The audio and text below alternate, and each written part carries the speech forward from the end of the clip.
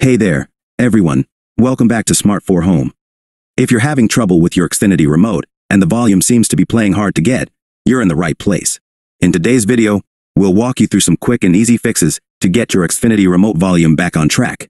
But before we dive in, don't forget to hit that subscribe button and ring the notification bell so you never miss out on helpful tech tips like these. Let's get started. Step 1. Check remote batteries. First things first, let's check the batteries in your remote. Sometimes, low battery power can cause malfunctions. Pop open the battery compartment, and if they look a bit tired, swap them out with fresh ones. It might sound basic, but you'd be surprised how often this simple step does the trick. Step 2. Power cycle your TV and Xfinity box. If new batteries didn't solve the issue, let's try power cycling. Turn off your TV and Xfinity box.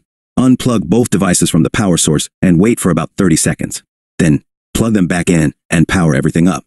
This can help reset any glitches that might be causing the volume hiccup. Step 3. Check remote settings.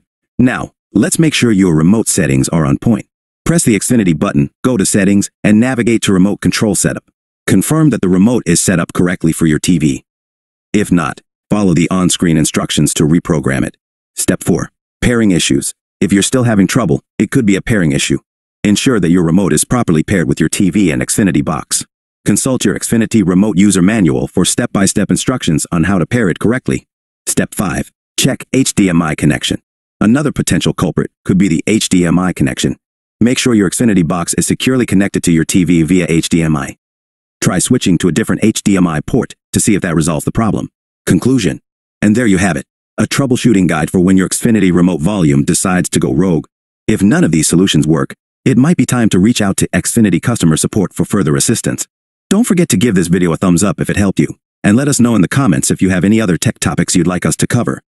Until next time, happy watching,